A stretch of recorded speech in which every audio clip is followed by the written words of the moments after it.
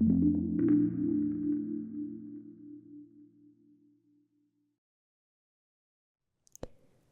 日もお疲れ様です。お米チャンネルマイカです。今回は私のヘアケアについてのお話。今だいぶピンク色に染まっておりますが、すごく髪が伸びたこともあって、最近視聴者さんにもリアルで会った友達とか職場とかいろんな人に髪を褒めていただけることが増えまして、でもちょっと前までの私はそんなことを言っていただけるような髪の毛では全くなかったです。昔から私は毛量が多すぎるぐらい多くて、一本一本がしっかりしてて、美容師さんにも染めるのが大変だって言われるような頑固な髪質でした。でも数年前からお風呂でこそっと髪が切れたりとか、もうドライヤーをしているとポロポロポロって細かい毛がたくさん散るようになってしまって、もう髪が細くて弱くて自分のものじゃないみたいなくらいボロボロで、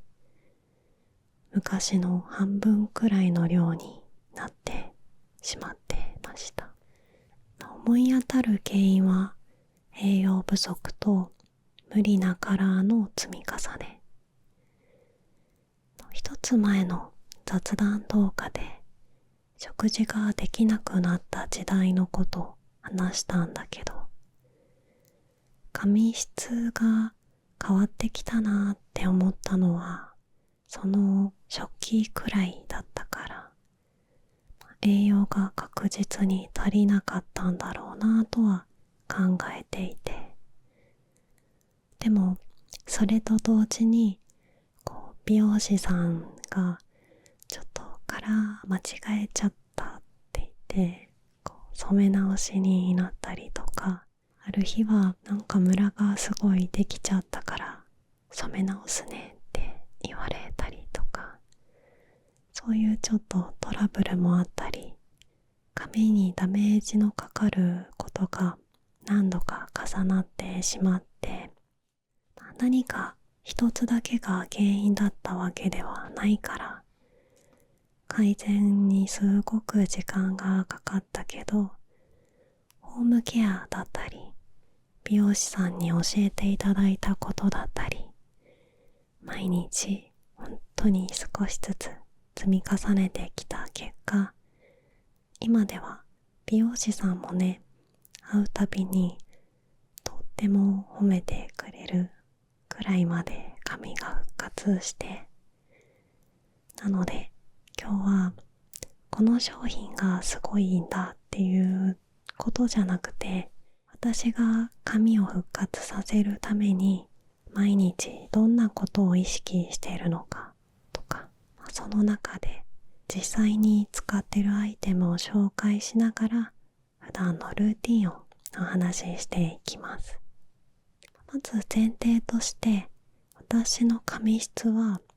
柔らかさも太さも普通くらいで、毛量はかなり多いらしいです。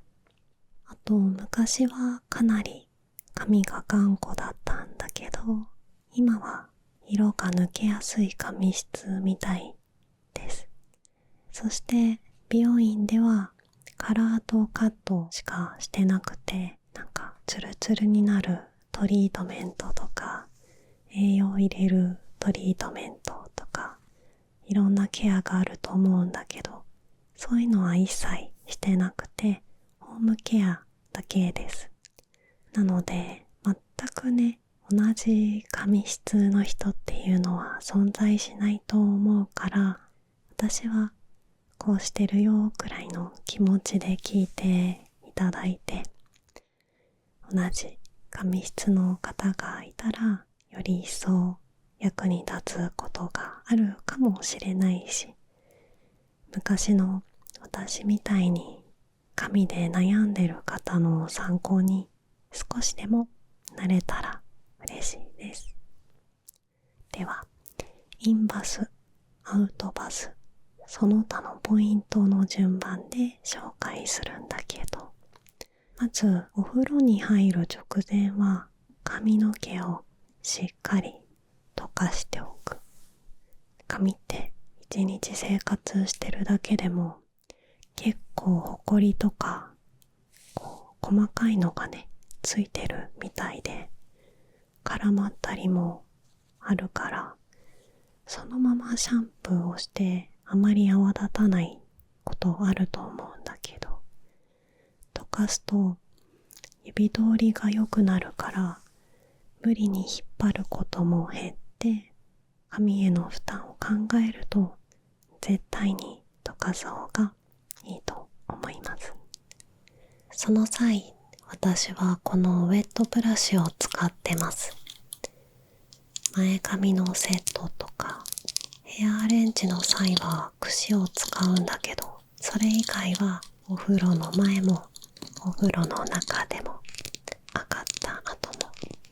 乾かした後もほとんどこれ。ピンがしなって絡まりをほどきやすいから濡れた髪にも使いやすく、ブラシ全体に穴が開いているから水切れ、風通しがいいのが特徴。このブラシを買うまでは長年アベダのパドルブラシを使ってたんだけど、頭皮マッサージにもなるってメリットの反面、個人的には気軽に洗えないからお手入れするのが大変だなって感じていて、その点ウェットブラシは気軽に洗えるからとっても楽なところと、髪の毛が絡まずに溶かせるところがお気に入り。ここからはお風呂で実際に髪を洗う私の姿でお送りします。お風呂で思いっきり頭を洗っている姿を公開するアツマアーティストは世界初じゃないかなと思うので、その点もお楽しみください。ちなみに今日紹介するアイテムは高いものも出てくるけど、私はボロボロの髪を改善するために藁にもすがる思いで節約しながらヘアケアにお金をかけてきたから、お値段関係なく実際に使っているものを素直に紹介していきます。お風呂に入ったらまず乾いた手で洗顔をするから、それが終わったらゴム手袋をつける。この工程は特殊だと思うので気にしなくても大丈夫だけど、私は髪と爪を守るために必ずやる工程で、ジェルとかスカルプとかをつけていると爪先が浮いてくるっていう経験がある人いるかなって思うんだけど、そうすると髪の毛に引っかかって切れ毛の原因になるし、可愛いパーツとかをつけている人ならなおさらおすすめです。あとカラーシャンプーを使う場合は爪に色がつく可能性が高いから、それを防ぐっていう目的もあります。一回で捨てるんじゃなくて、使い終わったら拭いて乾かして破れるまで使ってから捨ててます。シャワーヘッドはリファファインバブルダイヤ、リファ独自の微細な泡、ウルトラファインバブル、マイクロバブルが毛穴とか髪の隙間まで入り込んで皮脂や汚れを優しく洗い流してくれるから、ゴシゴシ洗わなくても汚れを落としやすいのが魅力。水流は3種類から選べて、ミストは顔に当てると気持ちいいし、手元でお湯を止められるのがとっても便利。ついつい出しっぱなしでシャンプーを手に取ってとかってやりがちだから、私の場合はこれでかなり節水できてると思います。で、これは夜洗いをしているんだけど、お湯の温度は38度前後がポイント。暑すぎると頭皮や髪が乾燥しやすいし、逆に冷たすぎても皮脂や汚れが落ちにくくなるから、体温くらいのぬるめのお湯で洗ってます。40度以上とかだとキューティクルが開きやすくなってカラーも抜けやすくなるって言われているから、少しでもカラーを長持ちさせるためにも、頭皮と髪のためにも、真冬の場合はちょっと寒いけど38度前後のお湯で洗うようにしてます。この夜洗いは結構大事で、この後のシャンプーの泡立ちが変わるから、シャワーヘッドを入れ込みながら頭皮の汚れを落としてあげるイメージで、2分くらいかけて頭皮から毛先までしっかりと濡らしてます。夜洗いが足りないとシャンプーの泡立ちが悪くて頭皮がしっかり洗えないんだけど、ヘアスプレーやワックスをしっかりと使った日はこれだけでは落ちきらないこともあるから、そういう日はやり方を変えていて、一つは一度シャンプーを少量だけ使って軽く洗い流してから、2回目で本格的に洗うやり方。その場合、1回目はシャンプーワンプッシュくらいで汚れを落として、2回目はしっかり洗うっていうイメージ。2つ目のやり方はサボン、ヘッドスクラブを使う日。これはスタイリング剤をたくさんつけた日とか、頭皮をさっぱりさせたい日に使っていて、ミントの爽快感が好きだからこの香りを選んでます。スクラブだから使うのは多くても週に2回から3回くらいにしていて、1回の使用量はぶどう1粒分くらいかな。夜洗いがしっかりできたら次はシャンプー。私が今使っているシャンプーとトリートメントはルベルのフィージェ。このシリーズはうねりやごわつき、パサつきが気になる髪をケアすることを考えて作られたシリーズで、保湿しながら洗えるところがポイント。シャンプーとトリートメントって薬局とかで売っているものよりサロン専売品がいいってよく聞くけど、そういうのってお値段が高いから挑戦したことがなかったの。でもこのシリーズは大容量でコスパめっちゃいいから、その点もお気に入りポイントで、私は美容師さんにおすすめしていただいて S を使い始めたんだけど、なんでこんなにコスパいいんですかねって聞いたら、このシリーズは昔からパッケージデザインをほとんど変えていないらしくて、普通の商品って新しくなりましたとか限定デザインとかいろいろある中で、それをあまりしないことによってパッケージなどにかかるコストを抑えて、その分中身に力を入れてる商品なんだよって美容師さんから教えていただきました。メーカーさんに確認したわけではないから定かではないけど、その話を聞いてなるほどって思ったし、もともとは年齢による髪の変化にも着目して作られたシリーズみたいなんだけど、私みたいにカラーを繰り返して乾燥しやすい髪にも合うから何年もリピートしています。ここで一つ意識していることなんだけど、濡れている髪って乾いている時よりもすごくデリケートなんです。なので髪を洗うというより頭皮を洗ってあげるイメージで洗います。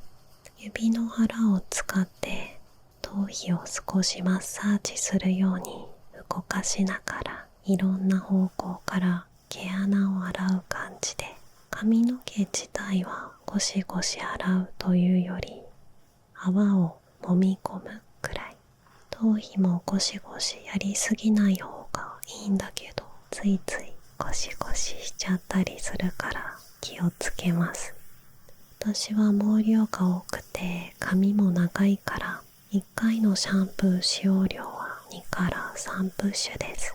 ここで私はカラーシャンプーを使うので、関係ない人はトリートメントまで飛ばしちゃってください。今は髪がピンク系なのでソマルカのカラーシャンプーピンクを使ってます。使い方はメーカーの公式を見ていただきたいのですが、私のやり方は一度普通のシャンプーで頭皮や汚れをしっかりと洗った後、髪の水分をタオルで取ってからカラーシャンプーを使う流れ。カラーシャンプーはケチらない方がいいって聞いたことがあるから、1回の使用量は頭頂部1プッシュ、片側に1プッシュずつ、最後に半プッシュを毛先の方につけてます。泡立てるっていうより髪の毛にカラー剤を塗るようなイメージで、全体に素早くのせた後揉み込んでいって、そのまま10分くらい置いてから流す。慣れていない方は泡立てながら使った方がムラになりにくいと思うので、そのやり方がいいかなと思います。それと、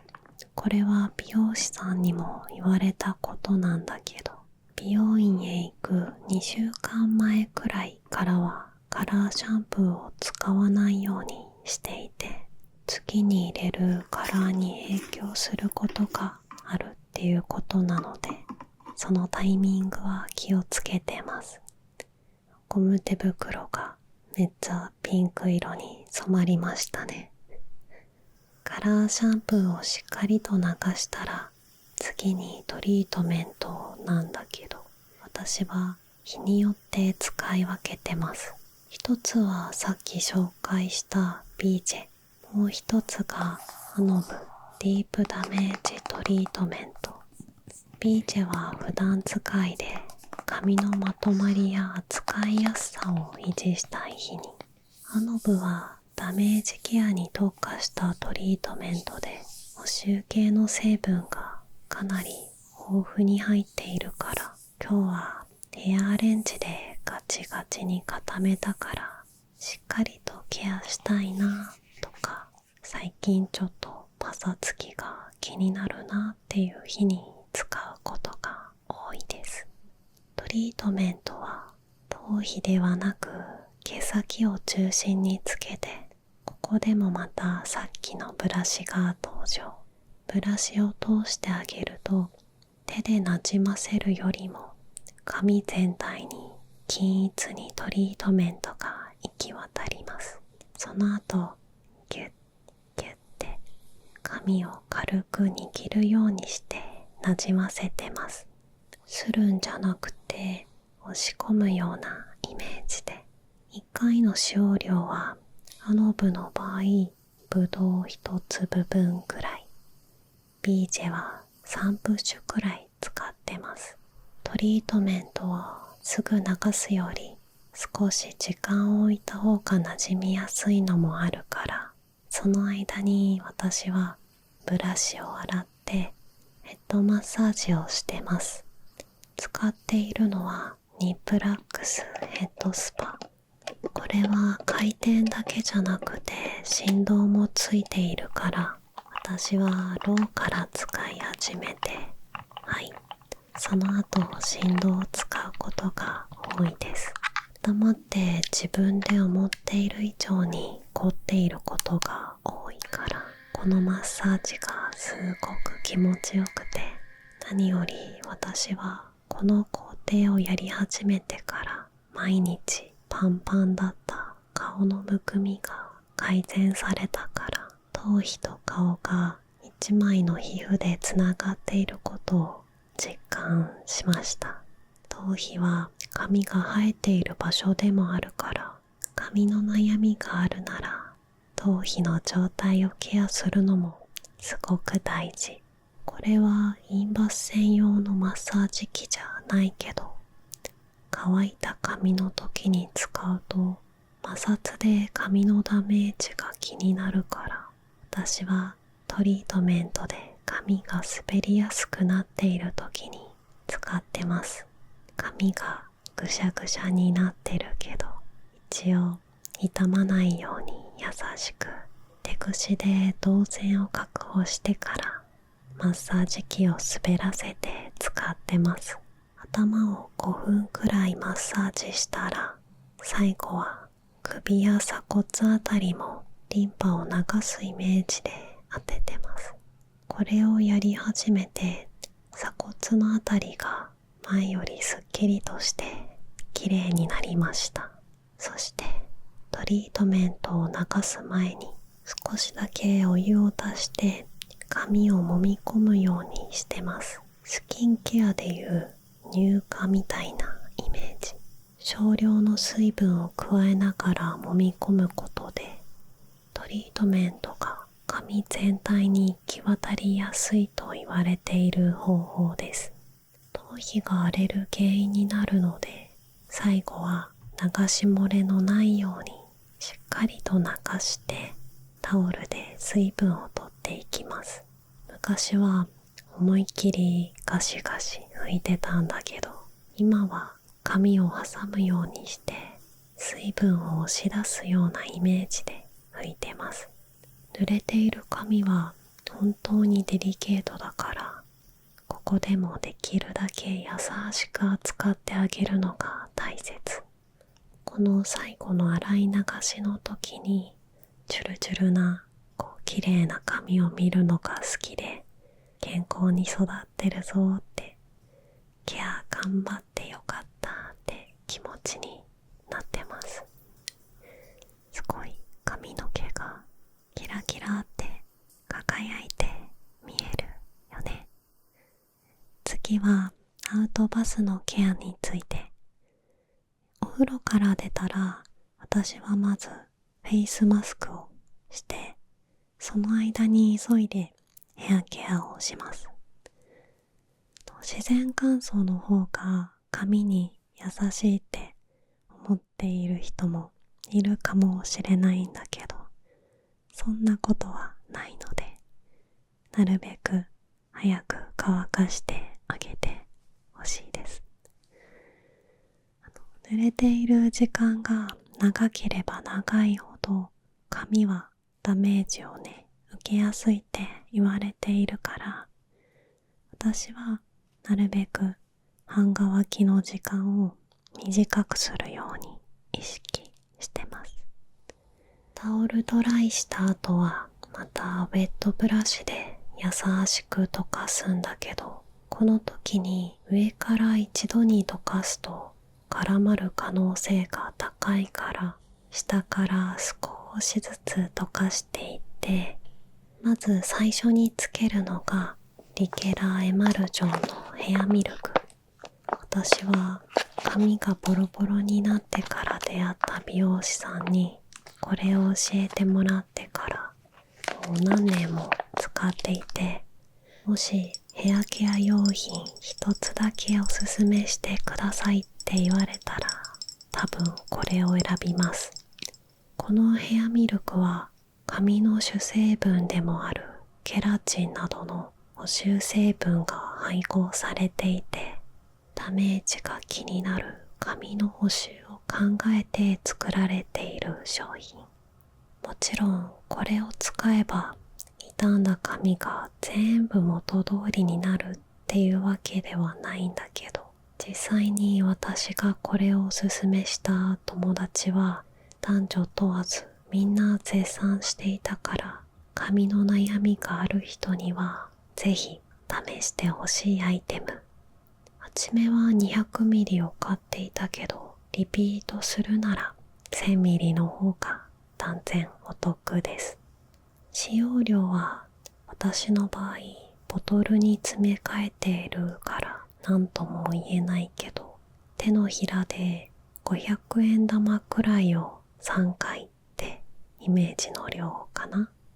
このリケラのヘアミルクはつけすぎたかなっていうくらいつけても大丈夫って美容師さんに言われたから、そんなに量で神経質にならなくても OK です。耳のあたりから下を中心にヘアミルクをつけたら、またブラシで全体になじませます。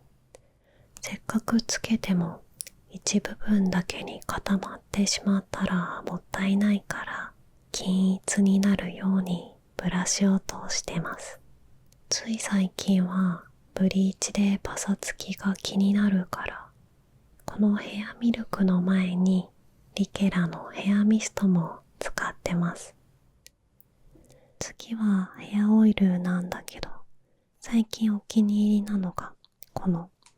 セントオイル、ソフっていうところのやつですね。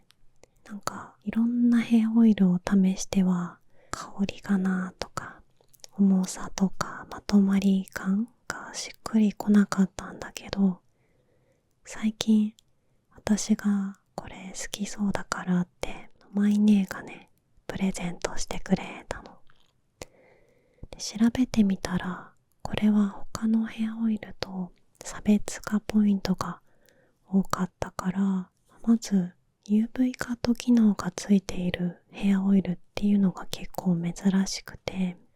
SPF36PA++++ で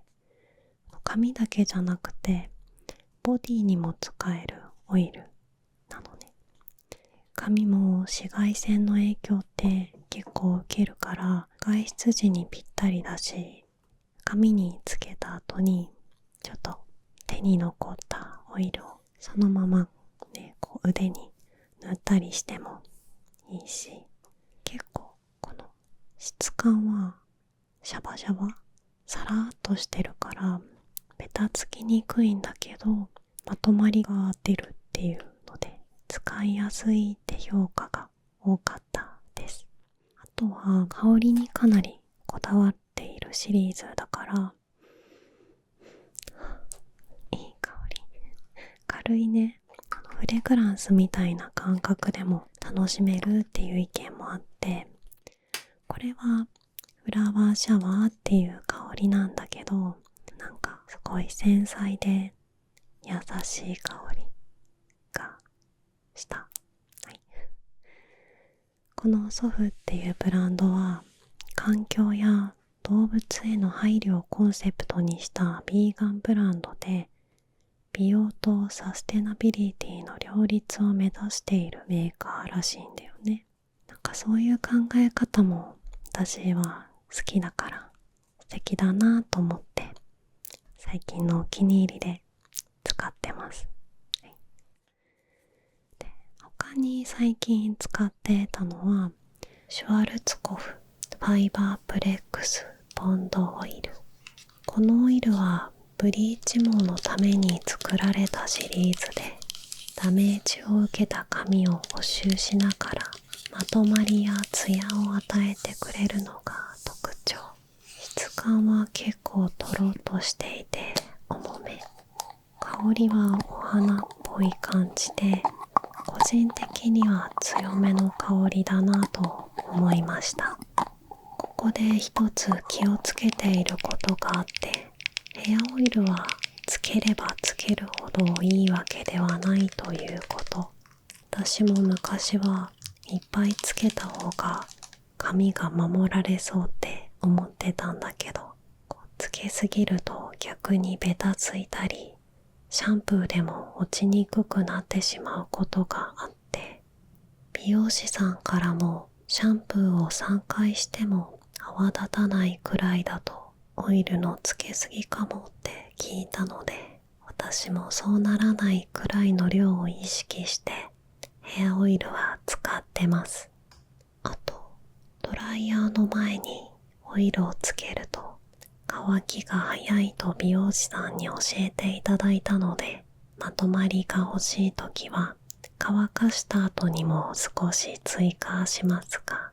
基本的には乾かす前につけています。ヘアミルク同様、耳のあたりから下を中心につけて、残りは頭頂部につける。その後もう一度ブラシを通してからドライヤーです。私が使っているドライヤーはシャープ IBWX901 ヘアドライヤー。風量がすごく強いので、熱だけで乾かすというより風で乾かす分、髪が傷みにくいのが推しポイント。ドライヤーをするときはなるべく髪の上の方から風を当てるようにしていて、キューティクルは魚の鱗みたいに重なっているから、その流れに沿って風を当てるイメージ。少し距離を取った方が髪への負担も少ないので、ドライヤーを近づけすぎないことも意識しています。あと、途中で温風と冷風を切り替えながら乾かすとツヤが出やすくて、最後は冷風を当てるとキューティクルが閉じて髪がまとまりやすくなります。このドライヤーは冷風の風量も強弱を調整できるからすごく便利。髪が乾いたら最後にもう一度ブラシで整えて、広がりやパサつきが気になる場合はオイルを少し追加してお風呂上がりのヘアケアは完了です。髪の毛のツヤツヤをアピールしたいんだと思うけど、初めてだからうまくできてませんね。はい。その他お風呂以外で意識しているポイントも結構あるので、7つにまとめました。はい、その1、アイロンを使うときは低めの温度。私は140度に設定してます。昔はね、高い温度の方がカールもストレートも持続するっしょと思って180度で使ってたんだけど、毎日の積み重ねって本当に大きいから、思い返せばその頃は枝毛もすごいし、なんか傷んでて髪の毛の下の部分にいっぱい白い点があったの。そう。なので、キープをさせるのはロックオイルとかヘアスプレーに頑張ってもらって、私はできるだけ使わないようにしています。で、その2、シルクのヘアゴムやキャップを使う。寝るときは必須。これは髪がロングになるまで使ったことがなかったんだけど、もうね、今ではなくてはならない感動したアイテム。正直ナイトキャップってそんなに変わるのかなって疑っていたし、見た目的にも若干抵抗があったんだけど、髪が長くなると寝るときにすごく邪魔だなって感じるようになってきて、試してみようかなって思ったの。で、そしたら翌朝のもう髪のまとまり具合が全然違って、パサつきもないし、何よりアホ毛が立たないっていうのが神だなって思って、いつもヘアセットをするときアホ毛を抑えるのヘアマスカラみたいな頑張ってたんだけど、それがすごく負担が減ったし、髪は摩擦が大敵なんだけど、寝ている間の自分の動きって思ってる以上に枕と髪が擦れるような状態になっているから、その摩擦を減らせるだけでこんなにも違うんだなっていうのを実感しました。なので日中でもお家にいるときは違うシルクのキャップをつけるようになったし、髪を結ぶときもできるだけ負担がないようにシルクのシュシュで優しく結ぶようにしています。毎日同じ場所で結ぶとそこだけ強く引っ張るっていう感じで髪にあんまり良くないかなって思うから、高さを変えたりとか位置を変えてっていうのも意識してます。その3、できるだけ同じ美容師さんに見てもらう。 SNS で人気の美容師さんにやってもらったのになんか思った感じに仕上がらなかったなっていう経験がある方はいらっしゃいますでしょうか。特に私みたいに毎回カラーをする人は今回の染める時に過去の残留っていうのが次のカラーに影響することがあって、そうするといくら腕のいい美容師さんでも過去にどんなことをしてきたか、そのカラー剤もすごくいろんな種類があるから、そういうのがわからないと初めから思い通りのスタイルっていうのを作るのは難しかったりします。もちろんね、それでもきちんとヒアリングをして素敵に仕上げるのが美容師さんの腕の見せ所なのかもしれないけど、自分の髪質とか履歴を分かってもらえている方が自分の理想のスタイルを実現しやすいから、かかりつけのお医者様を見つけるのと同じように、なかなか自分に合った美容師さんに出会うっていうのは大変だけど、気分で変えるとかっていうのをしている場合は同じ人に見てもらうことを私はおすすめします。で、その4、髪も紫外線対策。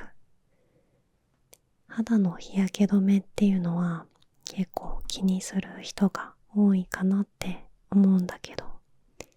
髪も紫外線の影響を受けているから、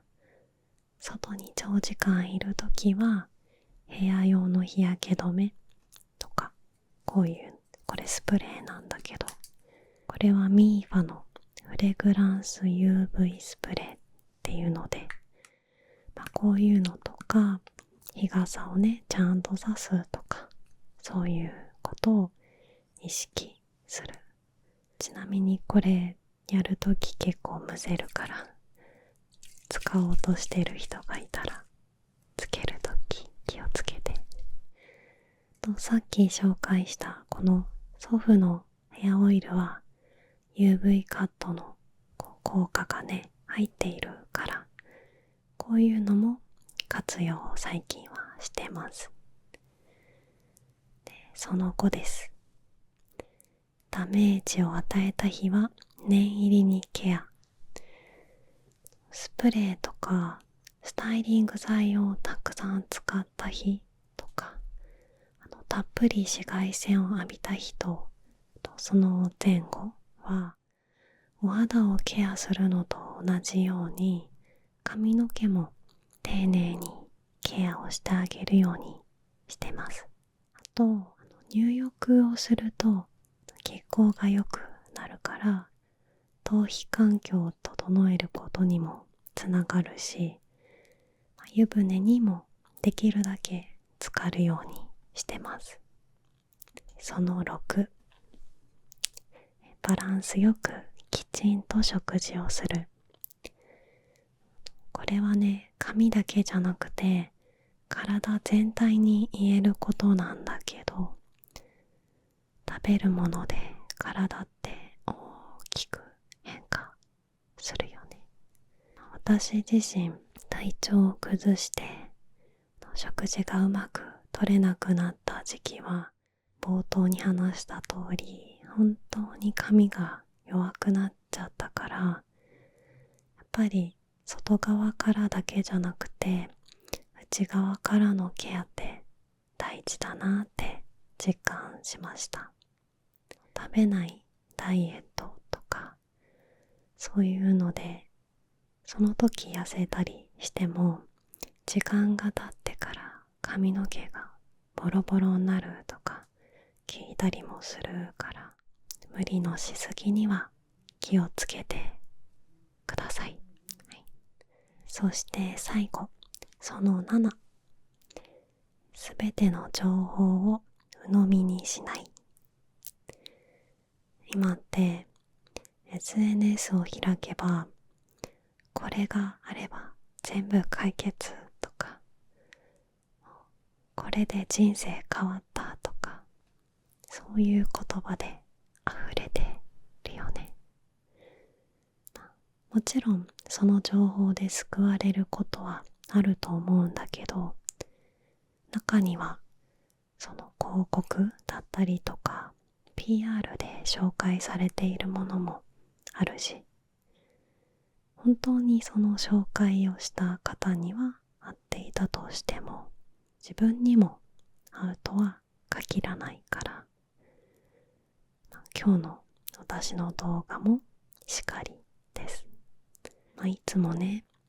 自分には何が合うんだろうっていう目線で試してみることがすごく大事だと思います。今回はいろんなものを紹介したんだけど、高いものを使えば髪がきれいになるわけではないし、どんなものを使うかってよりもどう使うかとか、そもそもそれが自分に合っているものなのかっていう方が重要かなと思います。だから髪を優しく扱うとか、ちゃんとねしっかりと乾かすとか、そういった毎日の小さな積み重ねが何ヶ月後何年後の髪の毛を作っていくんだなと、私はねとても身をもって実感しました。なので、もし今髪のことでちょっと困ってるなっていう方がいたら、全部を一気に変えるっていうのじゃなくて、今日私がお伝えした中でこれならできそうって思ったこととか、試したいなっていうのが一つでもあったら、今日からやってみてほしいなって思います。それだけでもしかしたら数ヶ月後何か髪の毛に変化があるかもしれないし、それでこれやってよかったよとか、もしこういうヘアケアを自分はしてるんだっていうのがある方はコメントでも教えてほしいし、まだ私も勉強中なので、みんなと一緒に情報交換もしながら髪を大切にしていけたらいいなと思います。はい、それでは最後まで見てくださって本当にありがとうございました。また次の動画でお会いしましょう。はい、皆様に少しでも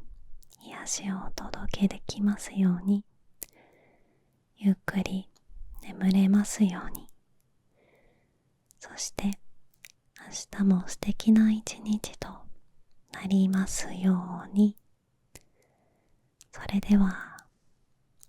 おやすみなさい。おやすみ。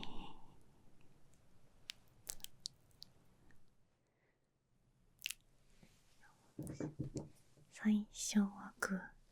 じゃんけんぽい。